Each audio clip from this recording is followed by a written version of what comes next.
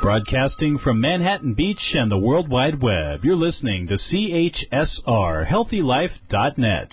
As a service to our listeners, this program is for general information and entertainment purposes only. CHSR, HealthyLife.net does not recommend, endorse, or object to the views, products, or topics expressed or discussed by show hosts or their guests. We suggest you always consult with your own personal, medical, financial, or legal advisor.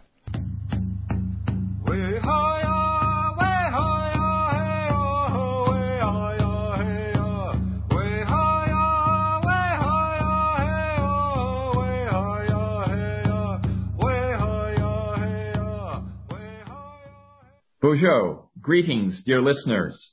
I greet you in the language of my Potawatomi ancestors and my tribe today. I am Randy Kwiatkowski, co-host of the show, along with Carolyn Schmidt.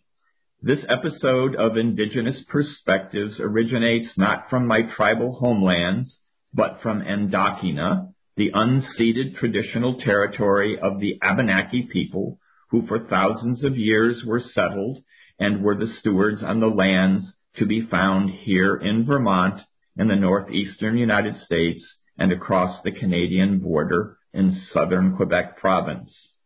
I begin by acknowledging where we come from, both culturally and geographically, as this program, Indigenous Perspectives, focuses on understanding our roots in Mother Earth and our connections with our ancestors. Today's topic is shamanism, and our guest is Sas Carey of Vermont. Sas is a healer and a registered nurse who since 1994 has been traveling to Mongolia studying traditional Mongolian medicine. She became close to a small ethnic group of reindeer herders and has returned often over nearly 3 decades. Shamanism is an important part of traditional Mongolian culture, and Sas has attended and participated in shaman ceremonies. She has published a book, Reindeers in My Heart, which is available in English, Mongolian, and French. She has also made award-winning documentary films on nomadic life. Her nonprofit organization, Nomadicare, was founded to support and preserve traditional Mongolian nomadic life. For disclosure of my connections to Sas and her work, I am an advisor on Nomadicare's board, and I am also responsible as Nomadicare's fiduciary agent for managing and reporting their tax-deductible charitable donations. And now, for Sas Carey, over to you. Okay. Hojo Sinda Haya Gorge Haya Dashtik Samagata Hojo Sinda Goren Keji Haya Heliek Delibora Dorosinda Heil Gorge Dakrak Dashtig Samagate Dorosinda Gorven Keji Torio Heliek Delibora Ostosinda Heil Gorge Osikaya Samagate Ostosinda Gorven Keji Olia Helia Delibora. This is a song in the Tuvan language sung by the Duha reindeer herders in northern Mongolia, and even sometimes used for ceremonies for shamanism. It's about honoring their native land, which, like many natives in the United States, have not been able to move freely from their land. And in Mongolia, the native Duha people had a border put right between Mongolia and Russia.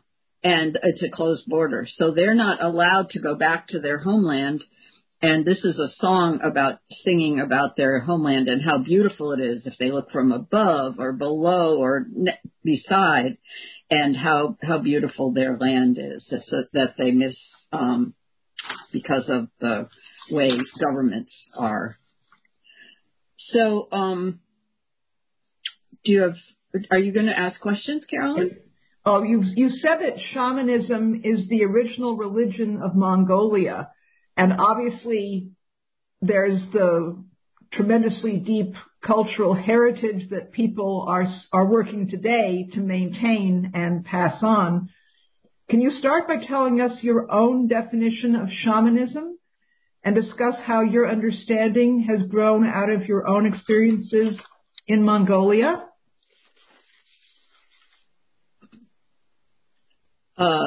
What I see as the belief of shamanism is the belief that everything is alive and has a spirit. Every blade of grass, every person, every tree, even every rock. And that for that reason, there's a certain way of moving through life when you feel connected with everything and believe everything is alive. The way shamanism works is it's not an exotic experience for Mongolians. Almost every family has a shaman in their family. It sometimes skips generations, but that is the person that they go to for important questions in their lives and for health of their family and their animals. So it's not really a performance, and that's why people that are real shamans don't really even let foreigners come to, or put them in the corner somewhere if they come to a ceremony. It's not a performance to be a shaman in Mongolia.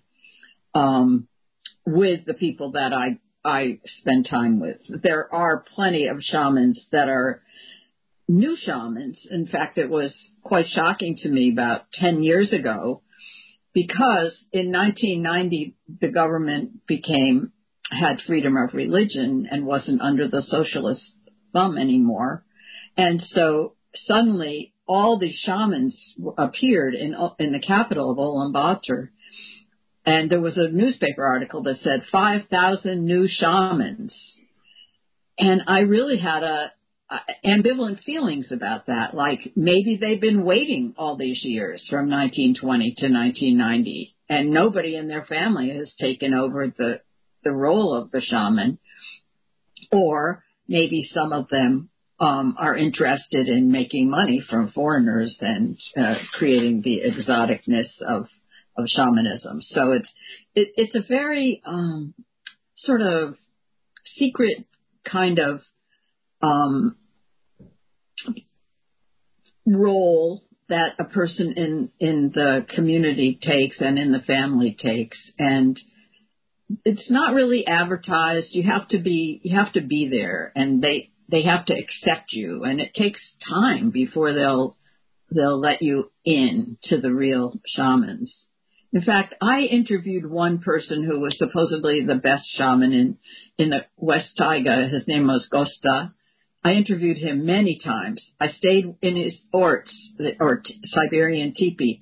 I talked to him. I mean, he jokingly called me his American wife, but I never saw a ceremony that he did. I never even saw his drum. So you can see that it's a very, it has a very deep kind of sense to it that is part of the family and part of life. It's not a show for people. But of course, there are people doing it the other way. And so it pays to discern a bit. Which one, I mean, to me, it's really a feeling in my heart, or just an intuitive feeling, if I think they're a real shaman or not.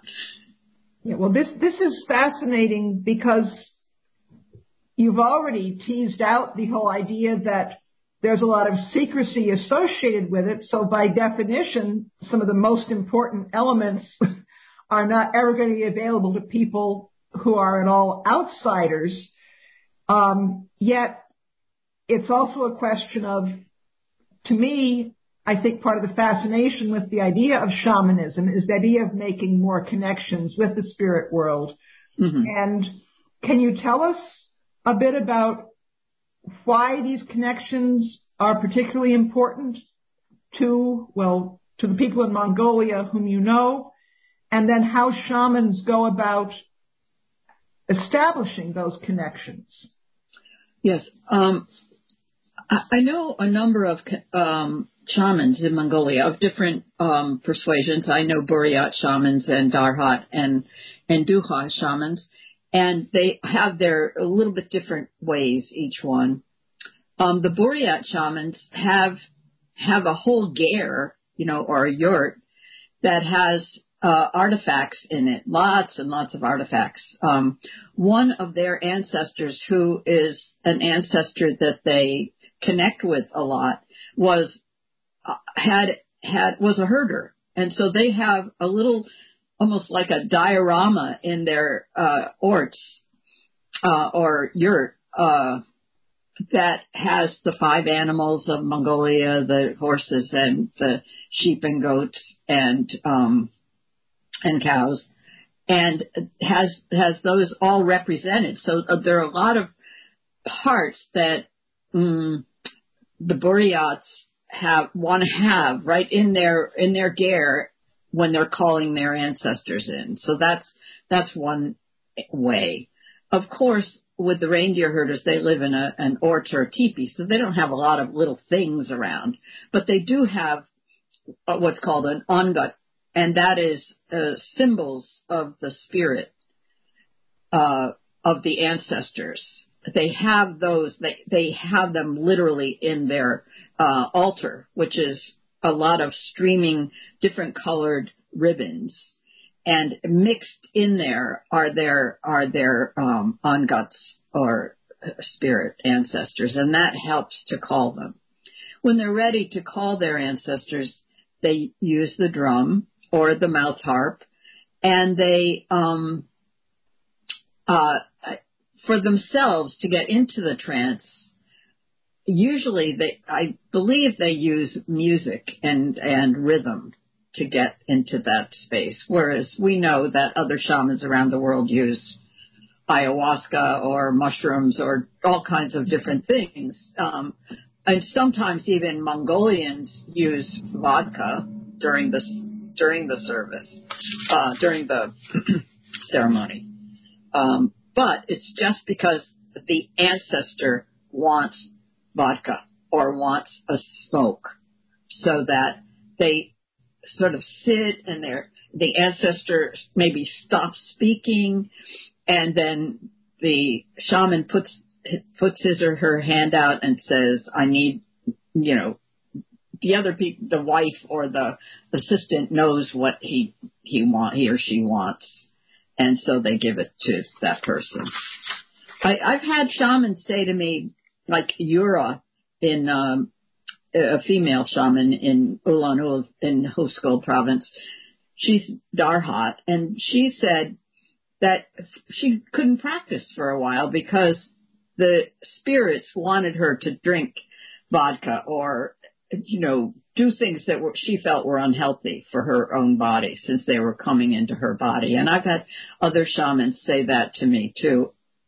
In fact, one young woman was who I interviewed once in Ulaanbaatar, said she has been pressured to be a shaman, but she doesn't want to give up alcohol and her wild life, so she's putting it off. But the thing that happens is, if you're called to be a shaman, very often, this is what I heard from other people in Mongolia, very often you have what's called the shaman disease. It could be a mental illness, or it could be wandering in the woods, or it could be an internal problem, like Sen, this one shaman who I knew had pancreatitis. I mean, it could be anything, but something that almost incapacitates them until they say yes. And they say, okay, I'll do it. And then things ease off and they're ready. So is part of that the message that the process of becoming a shaman involves healing for the person involved because they're making these connections? Often I've heard that to be true, yes, that those shaman diseases stop when the person says yes to it. And can you talk a bit more about the role of the drum? I know that comes across in your movie Ceremony, that the drum is a very important part of the entire ceremony and calling to the spirits and entering this world. Can you talk about that some more? I think you just said it, you know. But yeah, it's about the person, the physical person who's under the shaman, who's part of the shaman. I think it connects them. And what was it that Yura said in the movie? She said something like, you can use the mouth harp, or you can, but it's like a cult, C-O-L-T. It's just a little animal that will help you a little bit. But if you really want to go like riding a horse, you need a drum. That will take you the distance for the shaman to meet the ancestors. So the drum is animate. It is like a living being. It's not a thing. Yes. When I got my drum, it was so scary, and I have to tell you, it's still scary. I mean, I have not come to peace with my drum yet. I mean, I'm afraid to use it. Every once in a while I use it, but I haven't really come to peace with it, and I've had it about 10 years or more. So is part of the fear about the power? Because one of the things that seems to come through with Mongolian shamanism is that a lot of these spirits on the other side have a strong, dangerous, dark side dimension, and they're not always friendly and happy to connect with the humans. Yes, definitely. The Mongolian people definitely believe there are two sides. There's the white healing side and the dark sort of like cursing side, you know, cursing somebody. Like, I've heard lots of stories about that, how somebody turns somebody into ashes and then takes them to visit someone else, and that person, and puts it in their food, and that person gets really sick and dies or something. I mean, so there is the really dark shaman and the energy, and the really light shaman energy. And mostly, of course, I try to be around the light shaman energy, but there's one young shaman I've been visiting in the last few years, and he just gets so out of control.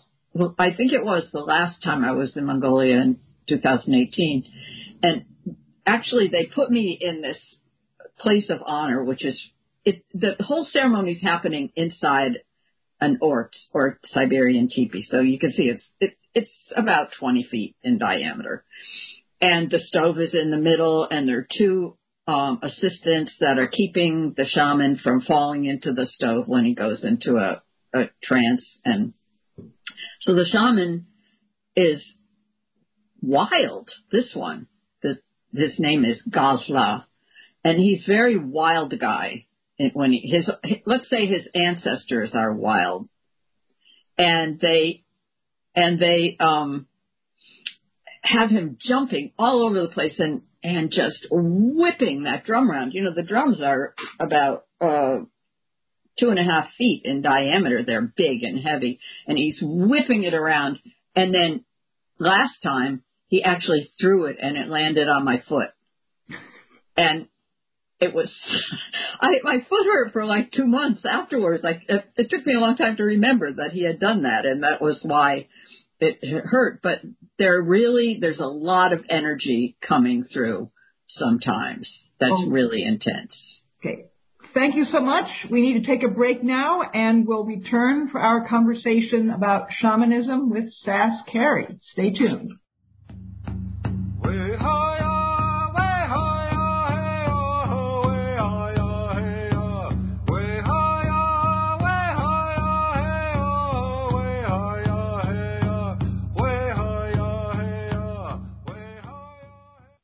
Citizen Potawatomi Nation's Cultural Heritage Center, located near Shawnee, Oklahoma, features 11 immersive galleries with digital and interactive exhibits. Visitors learn about the tribe's history from origin to modern days and gain an understanding of Citizen Potawatomi oral traditions and lifeways. Admission is always free. Open Monday through Friday from 8 a.m. to 5 p.m., Saturday 10 a.m. to 3 p.m. Visit the Cultural Heritage Center on the web at PotawatomiHeritage.com. Period poverty. If you don't know what it is, you should, because you can help. 1 in 4 American women struggle to purchase menstruation products this year, resulting in missed school and even loss of income. The Native American women's nonprofit, Queck Society, cares enough to give Native American students and communities their period products, and they do it across North America. Please help women with your time, donations, or supplies to maintain their dignity and celebrate their strength during moon time. Visit quecksociety.org. That's KWEK Society.org. Listen up. The source for information and inspirational items about the struggle and wisdom of indigenous people is the Syracuse Cultural Workers. They are committed to peace, sustainability, social justice, feminism, and multiculturalism, and they create beautiful visual materials like calendars, t-shirts, cards, and more, including their Greetings and Thanks to the Natural World accordion poster that offers daily grounding for our relationship to the earth and its many fellow beings. Get so many wonderful items. Go there now. SyracuseCulturalWorkers.com. Randy Krakowski's book, Without Reservation, describes his spiritual awakening as a Native American. It's a powerful, life-changing story where Randy shares his journey into the realm of ancestral Native American connections and explores his encounters with Mother Earth. The book actually helps you how to reconnect with your ancestors to rekindle your access to ancestral wisdom and nature. Available in print, ebook, and audiobook format, Get Without Reservation by Randy Krakowski from all major booksellers. For more information, visit randykrakowski.com. Feel you have no control over life? There's something you can do to make a difference for you, your family, and community. Stay positive and take a break from the dark side. Uplifting and enlightening. Listen to the positive side of podcasts. hrnradio.com.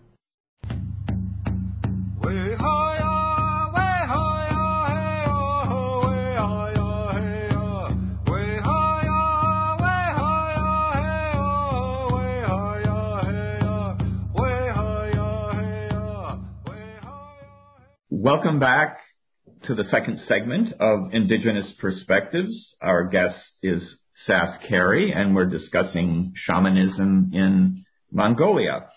We're going to pick up the discussion looking at the different experiences of different nomadic groups within Mongolia. And I have to say that when I was introduced to this, Sas introduced me to a wonderful book called Tragic Spirits, and we'll put the link to that on our website in the transcript.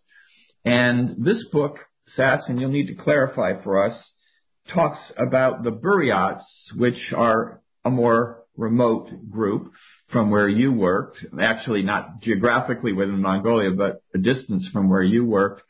And one of the things that struck me as a historian is that the Buryats were exposed to a rather heavy dose of, socialism and intolerance of religion and religious practice, which very much broke their relationship with their family trees and family records. So a lot of the shamanic work there was about restoring those lost and forgotten connections and healing relationships with neglected ancestors who in some cases had their names forgotten and they were sometimes a bit angry and took out their anger on their descendants. Can you describe these different variations within the nomadic groups in Mongolia? Yes. I can't really tell you exactly what the differences are because they're subtle, maybe not.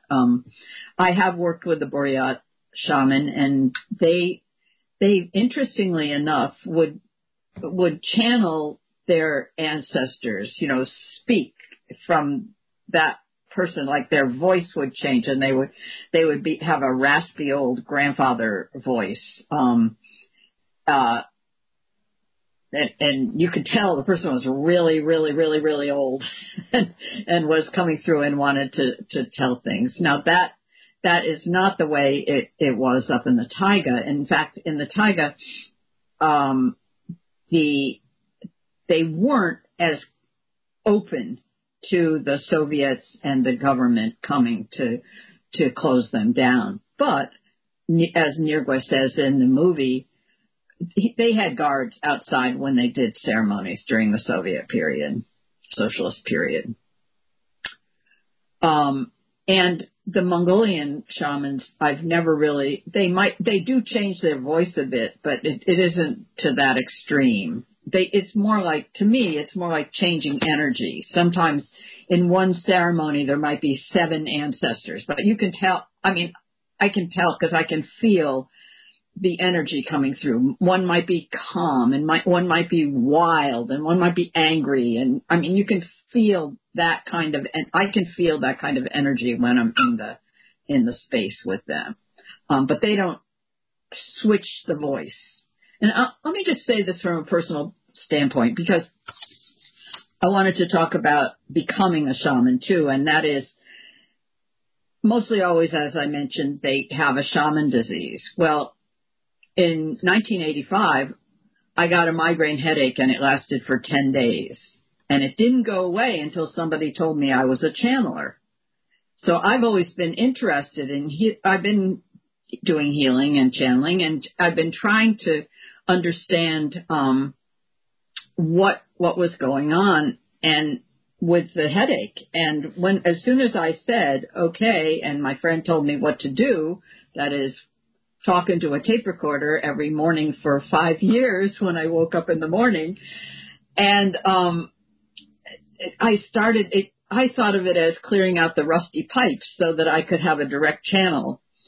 But there were times, which I've been writing about in my memoir, where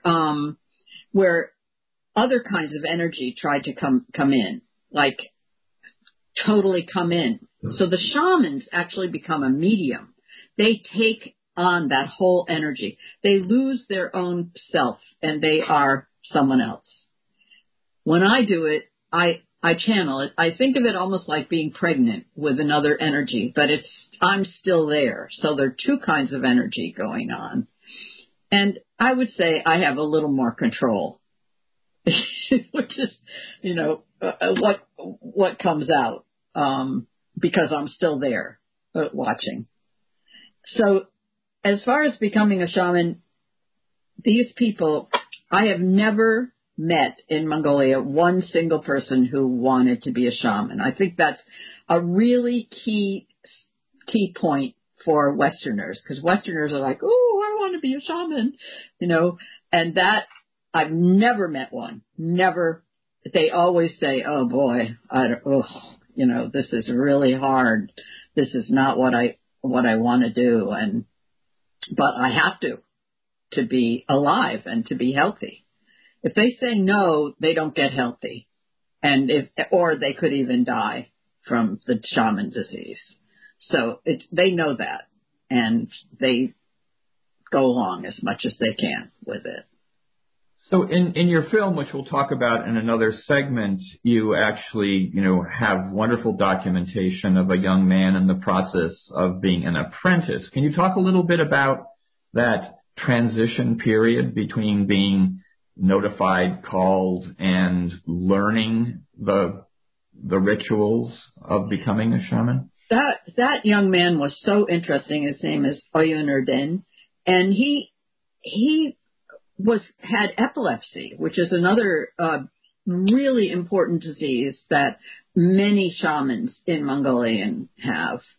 So he had epilepsy from the time he was 12 years old. When he went to school, and his mother said we had to go pick him up at school because he had such terrible seizures or headaches and just terrible things. And so from that time till when we met him, when he was with his teacher, Nirgwe, I think he was maybe 12 years. And all those years he was just learning about, from different people, how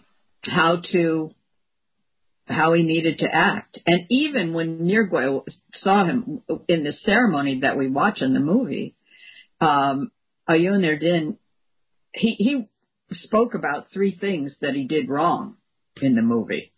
And one of them was he didn't have his mouth harp with him and his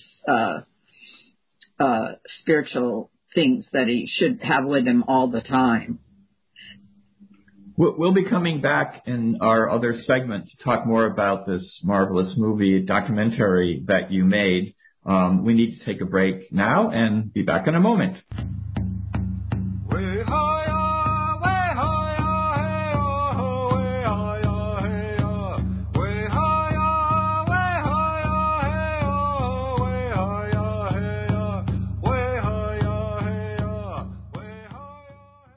Located near Shawnee, Oklahoma, Citizen Potawatomi Nation is Potawatomi County's largest employer with a rich history and culture as a sovereign Native nation. Learn more about CPN by visiting its website, which includes information on services for members, tribal enterprises, government and constitution, the newspaper, and much more.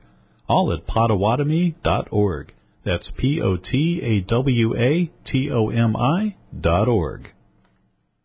Randy Krakowski's book, Without Reservation, describes his spiritual awakening as a Native American. It's a powerful, life-changing story where Randy shares his journey into the realm of ancestral Native American connections and explores his encounters with Mother Earth. The book actually helps you how to reconnect with your ancestors to rekindle your access to ancestral wisdom and nature. Available in print, ebook, and audiobook format, Get Without Reservation by Randy Krakowski from all major booksellers. For more information, visit randykrakowski.com. Since 1975, Inner Traditions has been publishing books for the healing and spiritual journey. Their mission is to rediscover, preserve, and protect these spiritual traditions of the world so that humanity will forever have the tools to create a better future that will celebrate and heal the earth. Inner Traditions books, card decks, and other products are available wherever books, ebooks, and audiobooks are sold. Or visit InnerTradition.com's online bookstore. And while you're there, sign up for their free newsletter to receive special offers. That's InnerTraditions.com. Period poverty. If you don't know what it is, you should, because you can help. 1 in 4 American women struggle to purchase menstruation products this year, resulting in missed school and even loss of income. The Native American women's nonprofit, Queck Society, cares enough to give Native American students and communities their period products, and they do it across North America. Please help women with your time, donations, or supplies to maintain their dignity and celebrate their strength during moon time. Visit quecksociety.org. That's KWEK Society.org. Don't get angry. Anger is a negative emotion that suppresses your immune system that may cause health problems. Make a positive difference by working together to protect and support your family, friends, and community. Take a break from the dark side. Uplifting and enlightening. Listen to the positive side of podcasts. hrnradio.com.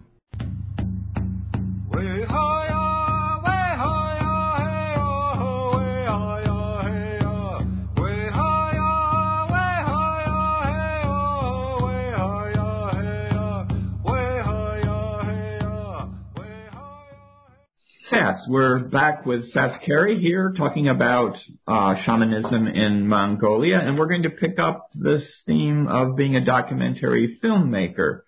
So Sas, as we're talking, one of the things that strikes me is that in some ways you're becoming a documentary filmmaker is a little bit like someone being called to be a shaman. You weren't born a filmmaker.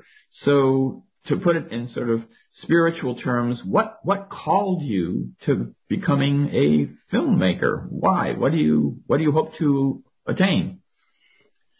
Yeah, In 1997, I worked with the UN in a program called Water, Sanitation, and Hygiene.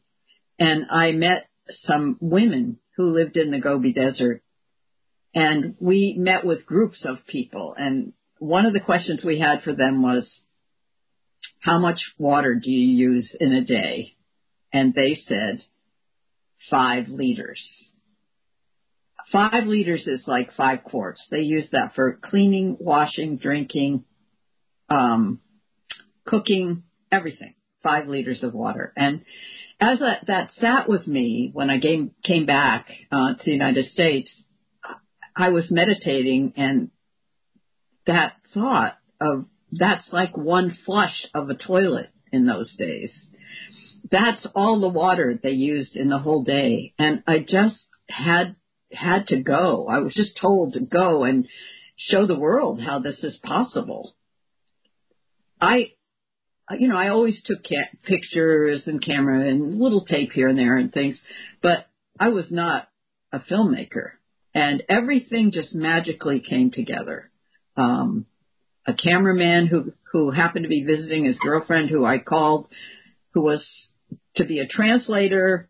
He was a filmmaker in New York City, and he said he'd come with me and I could pay him the rate of $25 a day instead of $600 a day like New York City. But anyway, he was just so fabulous, Joseph Spade, and funny and fun, and he really knew about filmmaking.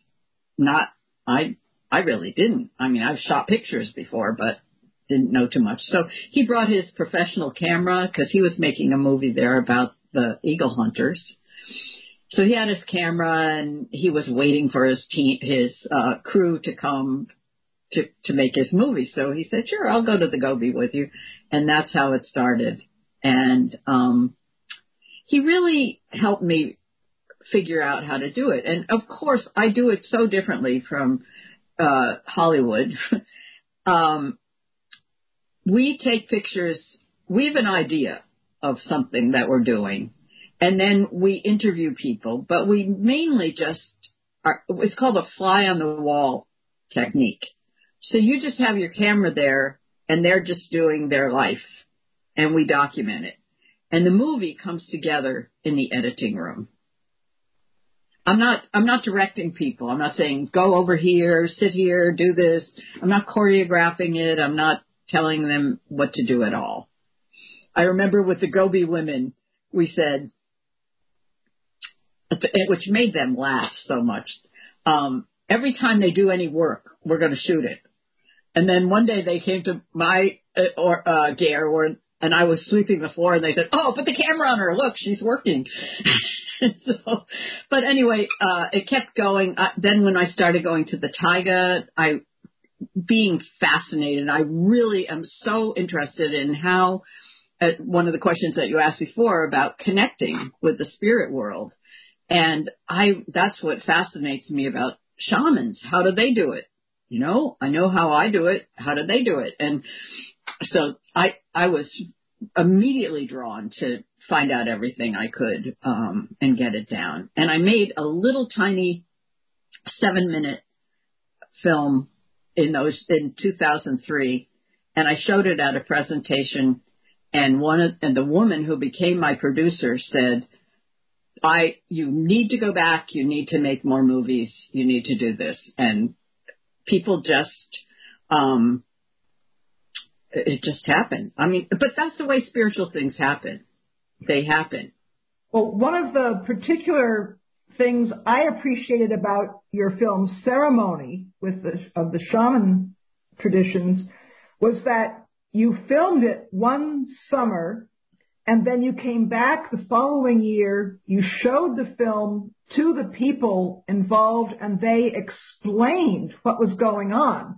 And then those explanations, that to me, that was an incredibly important layer of the film, but it involved a lot of trust and real relationships with the particular people you were filming. Can you explain about this process? Well, my program, Nomadicare, is the whole purpose is to support and preserve the traditional nomadic life of Mongolia through stories and films and healthcare. And so we started by doing healthcare and taking vitamins and hygiene kits to the reindeer herders. And every year we take them. Even this year in COVID, they've been delivered. They're ready to be delivered, and some people have gotten them already. In fact, I have to say this.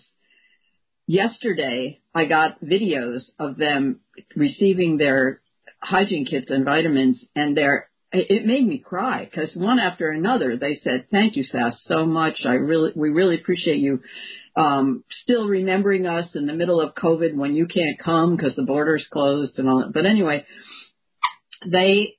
so that's the kind of thing. I feel it's a give and take with them. I listen to them. I give them healing. The shamans always ask me to do healings for them.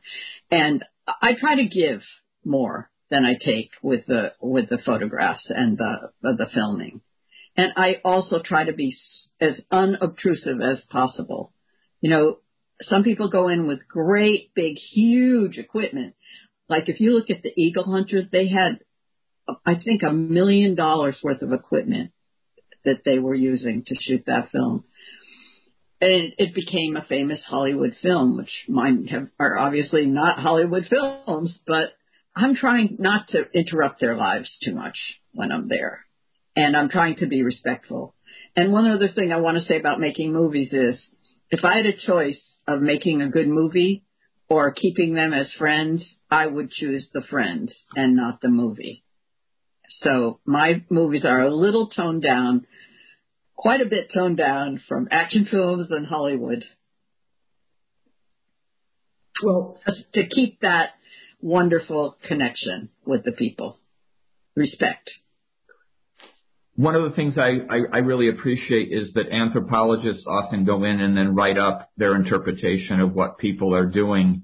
And the fact that you went back and said, here's what I recorded on film. Now you tell me in your words what you're doing has a level of respect and integrity that is a standard that the entire profession of ethnographers, researchers, NGOs should aspire to. It's really a model. Thank you. Thank you. And with that, we're already at our time limit for this segment. Stay tuned for segment 4.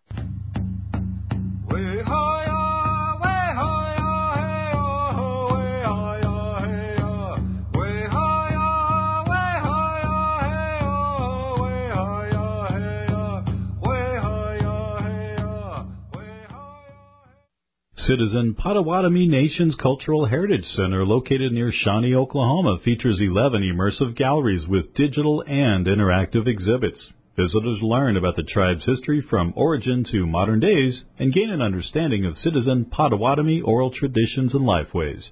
Admission is always free. Open Monday through Friday from 8 a.m. to 5 p.m., Saturday 10 a.m. to 3 p.m. Visit the Cultural Heritage Center on the web at PotawatomiHeritage.com.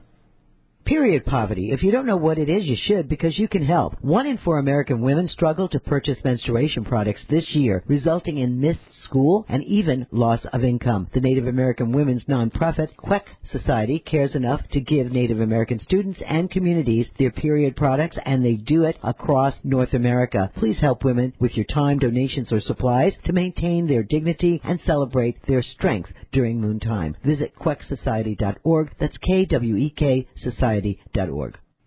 Listen up. The source for information and inspirational items about the struggle and wisdom of indigenous people is the Syracuse Cultural Workers. They are committed to peace, sustainability, social justice, feminism, and multiculturalism, and they create beautiful visual materials like calendars, t-shirts, cards, and more, including their Greetings and Thanks to the Natural World accordion poster that offers daily grounding for our relationship to the earth and its many fellow beings. Get so many wonderful items. Go there now. SyracuseCulturalWorkers.com.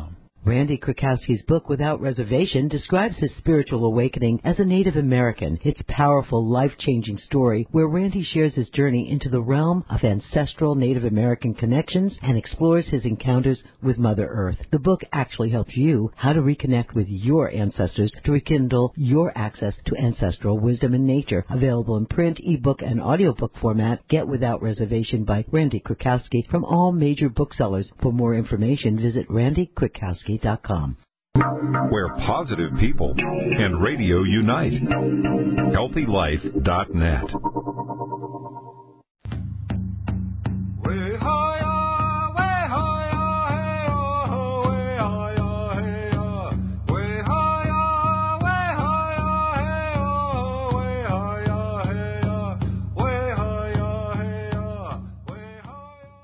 Welcome back to the final segment of Indigenous Perspectives and our guest, Sas Carey. Sas, let's continue talking about filmmaking. I know you had some important reflections on how films are received and made and how they record or sometimes slightly distort reality. Why don't you pick up on that theme? One thing that I was very surprised about was I took the movie Migration back to, I always take all the movies back to the people that are in them. So the Gobi women have seen their movie, anyway, all of them. But with Migration, I showed it in Salanor, which is the closest community. It's the center of the county where the kids go to school and they go shopping and they go banking and go to the hospital. All those things are in Salanor. And I showed it to the people of Salanor, and there were some Duha reindeer herders in town too. The thing that amazed me was that those people who were their neighbors, who were in school with these people, basically marginalized them. They had no idea that they had this absolutely beautiful lifestyle in the woods, and in the taiga that they were getting to see, and how everything fit together with them, with their reindeer, with their milking, reindeer milk, and just the food, everything, and shamanism, everything fit together. And the people in Salanor were quite surprised about that, which I had no clue about that. And the other thing that happened with Migration was I showed it in a Siberian orts or teepee on my computer, and one of the people, herders, came up with he had a red flip cell phone that time. This was probably 4 years ago or so. He put it up next to my computer. And I said, oh, don't worry, I can give you a DVD or something. And, of course, they don't have any way to watch a DVD. So he said, no, that is my music from Tuva, and I need to learn it. That's part of that separation that I talked about in the beginning, how they really don't have connection. And I was able to find music that the people allowed us to use. The Alash Ensemble, they allowed us to use their music in our movie, and it was all their original Tuvan music. Let me clarify. As I'm understanding it, you're saying that because you had the music in the film, many of the nomadic peoples and also the people in the city had not known of this part of their culture, and they were able to learn it from your film? Almost, but not the people in the city. This is when I was with the reindeer herders, the Duha. They had lost some of the music. They're familiar with it. They knew it. They recognized it, but they had lost it. And Basenho, this herder, who has a fabulous voice, and he sings in my movie, he was the one, he said, I just have to learn that. I need it on my phone. I need to learn this. This is part of my life. So it was an amazing experience of sort of taking a culture back to people. Which I had no idea I was doing that. I mean, that's one of the things that happens sort of as a side effect of following the spirit in whatever you need to do. So the Westerner who brought originally Western medicine to help people heal physically ends up unexpectedly helping the people to heal spiritually, very much in the spirit of the shamans, reconnecting them with their culture and ancestry. Is that an unfair characterization? Well, it seems a little bit more, but than what I do. But it has been very, very heartwarming. That's why my book's called Reindeer Herders in My Heart, because it's just wonderful to be around them. So just in the brief minute or two we have left in this segment, and this is a huge question, can you reflect a little bit on the degree to which shamanism is in fact accessible to those of us in the West? You know, is it a universal kind of a thing, or is it something really unique to nomadic people? No, it's a universal. It according to the Shaman Association in Ulaanbaatar, every country in the world has had shamans. Like, that is the basic religion of all people. That where everything started there. And that's because it's all about the intimate connections with an animate world and our ancestors. Yes. Yeah. Yes. I can relate to that. As you know, that's what my book is about, and awakening to that connection is profound indeed. So do you see the shamanic tradition among Mongolian nomadic peoples strengthening as you've been working with them and learning from them?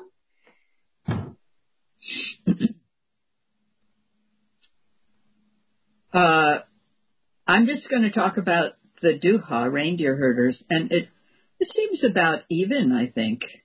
I mean, it's possible to be a bit more open about it, but some of the original shamans that I worked with, Gonzorig and Gosta, their nephew, or son and nephew, is the main shaman, Gala, who I spoke about before. And I believe he connects with those two who were his ancestors, his father and his uncle. Well, I think that's a great closing connection to make. The contact information for Sas Carey, you can reach her and her works on www.nomadicare.org. Her books and films are available, and her films are also available on Vimeo. Sas, thank you so much for your insights and what you've learned from all your experiences and brought to us. Thank you very much.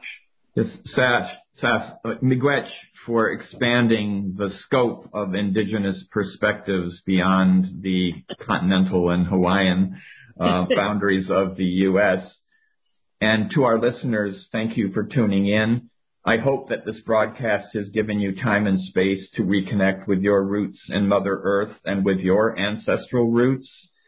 Before your busy day distracts you from this moment, I encourage you to take a few minutes to reach out and feel the presence of living flora and fauna, and perhaps that even of your ancestors. Allow yourself to touch their presence, capture that moment, and hold on to it. And if you might, write to me and let me know about your experience. I can be reached at Randy Kwiatkowski at hushmail.com or through my website at randykwiatkowski.com. Until the next show, goodbye and thanks.